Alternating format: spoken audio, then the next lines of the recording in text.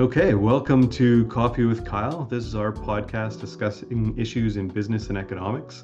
I'm Kyle Murray, Dean of the Lazaridis School of Business and Economics at Laurier University. Today, my guest is Jen Gruber. Jen has had a very busy year. In addition to her role as CFO at Communitech, she's also served as the interim CEO.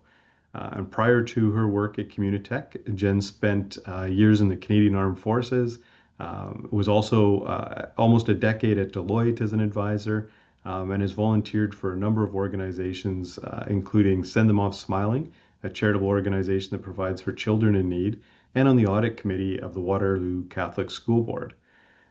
Welcome, Jen. Did I get that bio about right? Yeah, that I think that hits the tops of the waves, Kyle. So thank you Okay. for that kind introduction. Good. Well, thank you for Yeah, joining us. It's mhm, great to have you on the pleasure. podcast. I think we'll cover a few different things, entrepreneurship, Hmm. innovation, some careers in accounting, and whatever else we Okay. might meander into. Mhm. I've got, as I usually do, I have my coffee. This time it's a bit of an older school mug because I forgot my new mug at home, but I do have some coffee, and let's just go ahead and pour into it. All right. So you're an alum of our graduate diploma in accounting, and you've worked in the military for Deloitte and Kitchener, served as the CFO of Communitech and the interim CEO. Maybe tell us a little bit about what led you down this career path. Yeah, so I started my undergrad at Carleton University. I did their international Bachelor of International Business program because it included a third year abroad studying in a foreign language. So I did that program imagining a career in global trade or diplomacy. I grew up in Ottawa, but I quickly realized I needed more tactical skills when you actually apply to the job market. I was missing sort of that area of focus that would take me beyond that initial career I had dreamed. And that led me to Laurier's diploma in accounting, which you can do post bachelor's degree. So I took what I had learned at Carleton and applied it at the Big Four at the diploma of accounting. And then that led me with an introduction to the Big Four accounting firm. Like this, the program had a number of great networking events. I met a number of friends.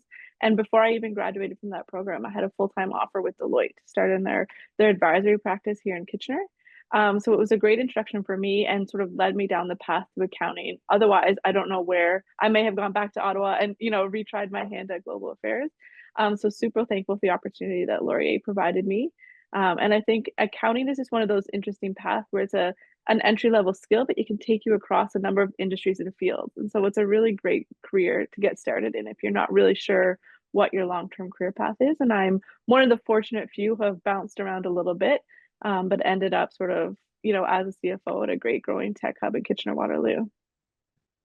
Yeah, you hit on a couple of really interesting things. So one of the things that Hmm. I try to encourage students to do is to consider going abroad for a while, getting that experience and learning, often as part of a Hmm. program, but even over the summer or whatever it might be. We do have a lot of Ontario-centric students who come from Ontario and Hmm. end up employed in Ontario. So I think that that experience is really important. So and you've probably had a variety of experiences abroad, but that undergraduate degree at Carleton, I imagine it kind of opened your mind to some new things as an undergraduate student. It was different. The first 2 years you prepare for your experience. You study in the language that you're going to be immersed in, and then it's a different world to live in a culture, at a different university, studying in a different language and seeing sort of what is important to them, like how politics shapes, how academic shapes, and it just informs you and how you treat others and how you do business. So I would encourage anybody if they can get an international experience, even if it's short term, to go and have that exposure. And there's also travel opportunities that just naturally come, right? Europe is so interconnected that though I was based in Spain, I was able to travel through France and Italy and Greece and the Netherlands. And I think that just gives you a wealth of knowledge and makes you a more well-rounded sort of workforce when you're all together and you can bring those experiences and those cultures. Yeah, absolutely. Yeah. I think those experiences are really valuable. And then you also mentioned while you're in the graduate diploma in accounting, or we Mhm. often call it GDip, you got an offer during your time in school, and it's a pretty quick program. So that's a nice way to quickly go from where you were to maybe where you wanted to be. Yeah, I think like, I did already have the bachelor's degree too, and like when I was in the GDip, so I think that naturally opened the doors. But the program itself was structured in a way that you were coming in and going out in a very short term, and so you knew, and they had those career opportunities lined up. and it was just up to you to take those opportunities and network with those companies. And I was really fortunate that I connected with Deloitte and I got that offer when I did, and I've enjoyed the career in accounting so much that at first I thought it was just to give me a more well-rounded skill set, right? And then it actually ended up being my profession. So you just never know when that passion is going to spark. Yeah, and it used to be business schools across Canada had a really high percentage of their students in accounting, and that sort of Mhm. declined over time to where it's a second or third most popular major in a lot of places, which Mhm. surprises me because it is such a good foundational set of skills for any kind of career in business. And yet, I think often people do think of just sort of filing tax returns, which is clearly not what the vast majority of accountants do. Correct. Yeah, I think the role of an accountant now is to be a translator between the financials and the strategy. So it's no longer about sitting behind the spreadsheets and filing tax returns and doing these things. It's taking that data, driving insights, and helping to drive your business in a strategic direction. So it's the bridge between the two.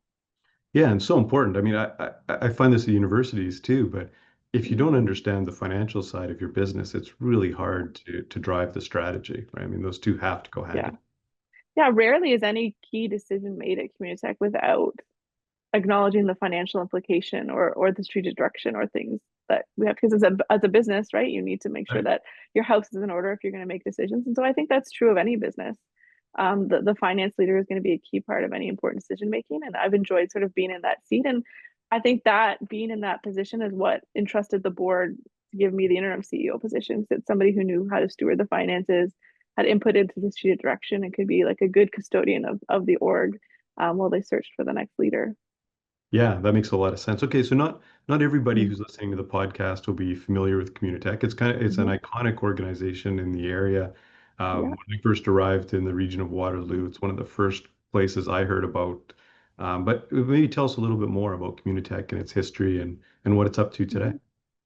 Yeah, so Communitech is a not-for-profit innovation hub based in Kitchener-Waterloo.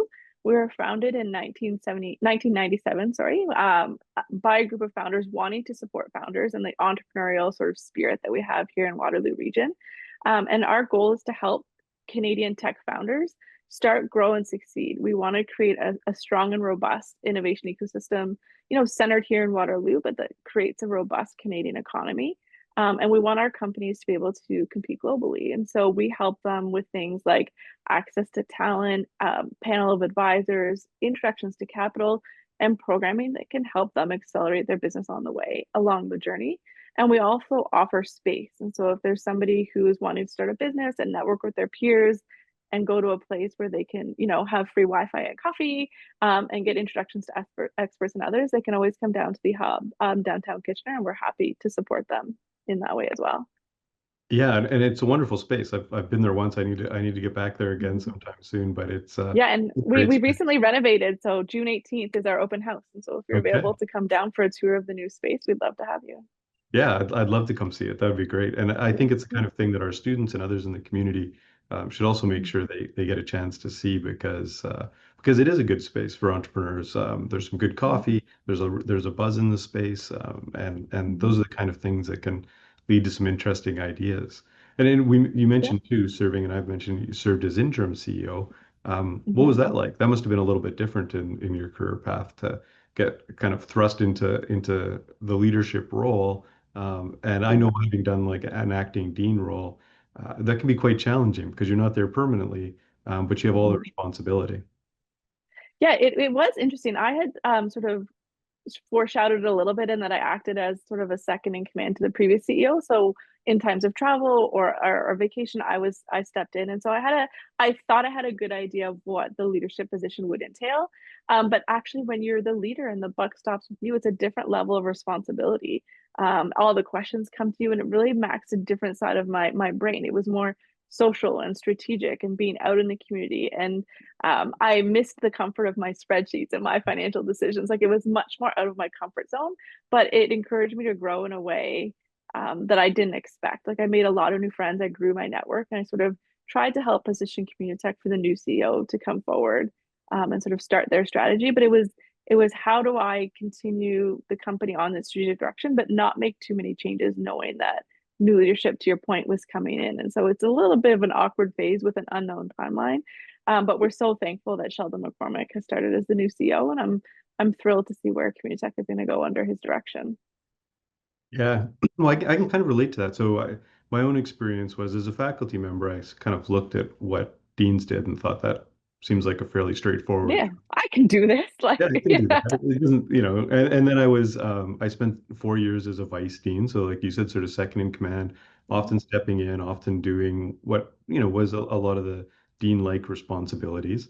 And then I got thrust into a lot like you, and this is when I was at the University of Alberta, with just a couple months notice, into the acting dean role for 2 years. And it was during the pandemic and restructuring and other things. And then I realized, okay, this is a little different. I didn't quite see everything, and being in that role, making those decisions is different. But I think that really did help prepare me to come to Lazaridis and Laurier, because when I arrived here, I had a fairly good idea of what a dean's role would be like. New school, somewhat different. But I agree with you that it's easy to look from the outside at those leadership roles, even when you're close to them, and not fully understand what the role entails. It really is the scope, because when you're in acting, you're getting probably 80%, right? But when you're actually getting 100% and you're making those decisions and you realize that those decisions rest with you, it's a lot harder to do Yeah. that. So while I appreciated the experience, it was also thrilled to be now partnering with a new CEO and partnering in that vision. Yeah, and actually, as you think about it, that's great for the new CEO to have a Mhm. CFO who also has that experience and can help make that adjustment. So yeah, Yeah, he's lucky to have you in that role. Okay, I'll let him know. yeah, make sure you tell him. So I'll Yep. I'll switch gears a little bit and let's just talk about Okay. entrepreneurship broadly. Okay. In Canada, I mean, we're in this kind of crazy time with potential trade wars. We now have a new prime minister. Things just seem to be changing fairly rapidly in the business world, and certainly that affects entrepreneurs as well. So what's your take on the current climate and in Waterloo and just really in Canada in general? Yeah, I know it can seem like an overwhelming time, and sort of the theme of the day is uncertainty. But I would say that it's always important, and it might be trite to say, but not to waste a good crisis. We saw this a lot even in the COVID pandemic when founders rethought their supply chain and their business model and doubled down on new products, new markets. Like people who were producing widgets, produce masks and vaccines, and those people actually can come out stronger coming out of a crisis. So I think although it can be overwhelming, there can be great opportunity. And it's a great opportunity to rethink global supply chains. And so, where we were reliant on the US, we can now leverage free trade agreements we have with Europe and Asia and sort of create that redundancy to navigate this uncertainty. It's also a time to build capital resilient models. So look at capital efficiency, creating one way, like conserving costs, and also look for non-dilutive sources of funding. Although venture capital is probably the most popular way to sort of fund and grow your business, you can also bootstrap, look for government grants. And a lot of businesses now can align with the current priorities. We know that climate and AI and infrastructure are big priorities of this new government. So if you have an opportunity to leverage those programs, that might be a good path forward for some of these companies. And I would also say partnering with organizations like Communitech or Lazaridis to build that peer network, talk to one another, talk to people who are going through the same experiences, and look for support and insights is also an important part in sort of getting through crisis like these. Like you are not alone, and we are here to support you in the face of these challenges. Yeah, I think that's an easy thing to overlook. So having been Mm-hmm. involved, in a few startups myself, and also advised some and sat on some boards, Mm-hmm. I think often what is missing, and I certainly when I was in my 20s, starting up a company, um, I had friends and family, but not that broader network. And I think when Mm-hmm. things are tough, it's really important to have some people to talk to, and especially some maybe some more senior people who've Mm-hmm. seen some of the cycles and can tell you it's not the end of the world. That, like you said, there's ways to build some resilience. Think about funding that maybe doesn't dilute your equity in the company, and some of the good advice you just gave. So this is not just because I happen to have you on the podcast today, but I really think organizations like Communitech play a very important role, especially for young founders or founders that Mm-hmm. are maybe not as experienced, because those conversations are really a gold mine. I do think so. And it's rare that you are the first person to have that problem, although it feels overwhelming and critical. Docking into an organization like Communitech, it's almost certain we can find someone, if not here, in our network that can help you solve that problem or navigate a way through it. And so I would just encourage people, if they're in times of struggle, reach out to your network, reach out to your friends, and reach out to Communitech, and we can help sort of solidify your path forward. Yeah, and I mean, we say this a lot, and it's so much easier to say than it is to live Yeah, through. But failing isn't the end of the world, right? Like things right. going wrong, having to pivot, maybe going back into a different job for a while, and trying Yeah, something again. Most entrepreneurs have those kinds of stories. It's really rare that you just jump into yeah. something that becomes a huge success. Yeah, and I think that's sort of the DNA of Waterloo Region. Like we've seen evolutions of that. We had, Pickstream, which is a great company, and then that sort of was sold, and then out of that became Sandvine and Avic and different companies. And when BlackBerry sort of changed its path, a new generation of startups came out of that. And so it's just around, it's a very fertile ground that we sort of refill. And so take the risk, start your company, and if you fail, that's okay. You're going to make connections, you're going to learn something, and then you might have greater success the next time you do Yeah, it's one of the things that it. brought me to the region is I agree. I think this area has that kind of like community experience Mhm. that is really helpful for startups where there's lots of opportunity and even examples to look back on. And these world-class companies like a BlackBerry, BlackBerry maybe isn't what it once was when it was selling handsets all over the world, but you can't walk around Waterloo without seeing the impact that the company has had. Mhm. When you start to talk to startups, again, whether it's people that came from the company or just ideas that kind of have flown from that narrative around the company, I think it's had a big impact. And there's many others, like you said. So it makes for an exciting entrepreneurial region, I think. Yeah, and there's just a depth of experience here in Waterloo region that these new founders have access to. And by connecting with, organizations like Velocity or Lazaridis or Communitech, you can have access to these people and really gain real insights from their experience. So, I mean, I think the value of that can't be underestimated as an ecosystem. What we have here in Waterloo is pretty special. Yeah, I completely agree. So Yeah. let's flip a little bit Okay. to a few personal or more personal Oh, questions. And I'm kind okay. of interested. I mean, you've taken on some challenging roles and challenging times, including the interim CEO role recently. And what kind of inspires you to do these things? And when you look forward to the next couple of years, Mhm. what excites you? What gets you motivated? Um, the thing that excites me about being at Communitech is that it's mission driven and that I'm here to support founders and support the Waterloo tech ecosystem. And I think that has driven me all of my life. Like as you mentioned early in the introduction, I was a member of the reserve, the armed forces, the Air Force Reserve. I did the architect program and I joined the reserves. And so I'm really motivated by service to others and by doing good. But I have benefited myself like along the way in terms of my career progression. And I think just that work ethic is what gets me up, knowing I'm going to conquer a challenge. Some of the biggest challenges lately have been navigating the COVID-19 pandemic, certainly around what is our path forward. We were known for being the center of events and networking, and all of a sudden everybody's at home. And so, how do we pivot? How do we make the best? And then how do we emerge past pandemic? So, I think we're still learning how to do that. And now with a new CEO, it's creating the new vision for Communitech and being part of that journey. I'm also raising a young family, and so this sort of allows me the balance to do both. And so I'm not sort of certain what's next. Certainly for the next few years, it'll be, partnering with Sheldon at Communitech, and then certainly something with community or mission or purpose is what will sort of inspire me when that opportunity I think comes along. Yeah, you certainly have a lot going on. That's no doubt I about do. that. You're you're Busy. keeping yourself busy. Yes. Yeah. Yeah, Yeah. I So do. no, sorry, Oh, go ahead. sorry. No, it is. Sometimes I wonder what I've gotten myself into. Three children in competitive sports, a full-time job, and my husband's a police officer. So it's like a whole mix of wonderful, wonderful chaos. But it's a sweet Yeah, time in my life, and so I'm grateful for it. that's good. I mean, if you can be grateful in the moment, but I've also always thought of this. I heard early on in my career somebody say, if you want something done, you want to give it to a really busy person because, Yeah. people who are engaged in a lot of different ways tend to be people who are getting things done. And so, yeah, I think that's wonderful. Good for our community, good for Communitech, and hopefully not too busy for you.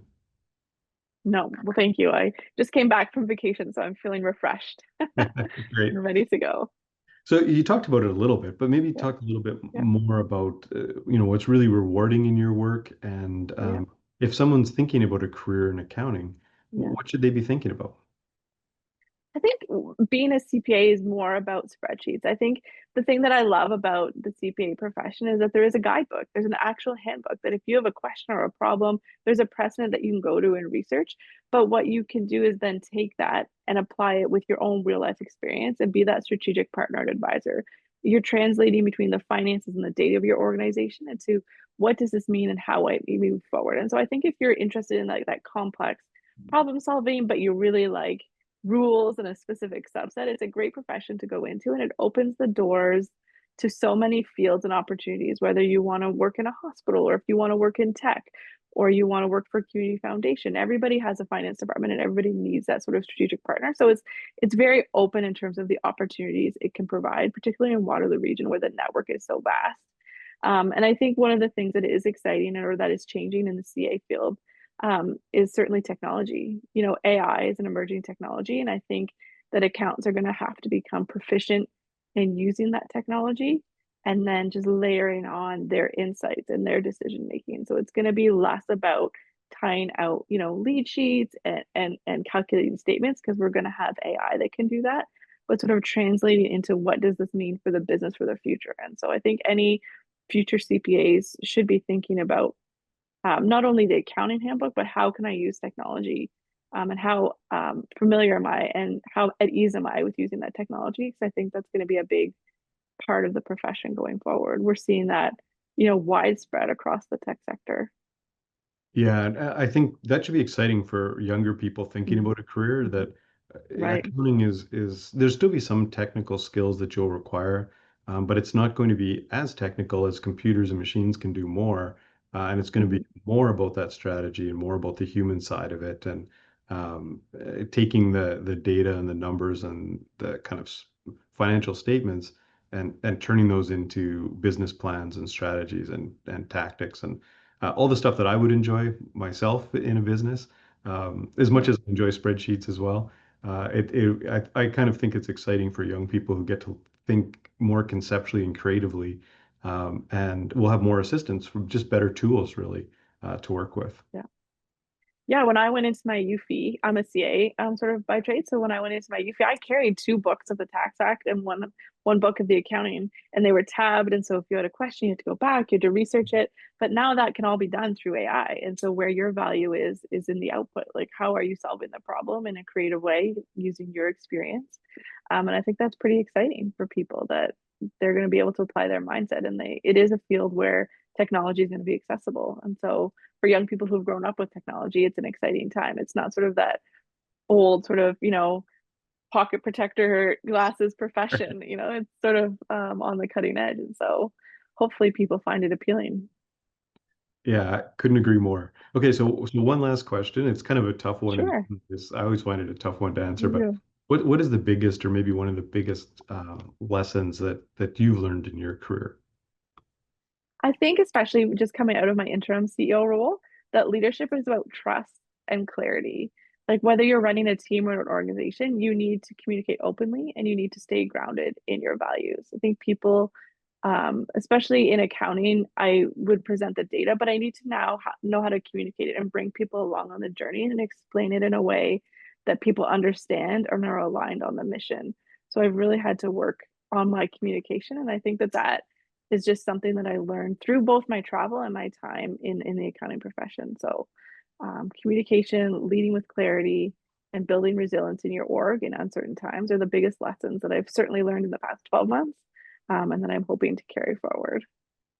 Perfect. That's a great place for us to wrap up Okay. today. I really appreciate you joining me, and I think a lot of good lessons for students and others coming out of our conversation today. Thank you, Kyle. Thank you for the time. Yeah, great. We'll have to do it again soon. Yes, thank you.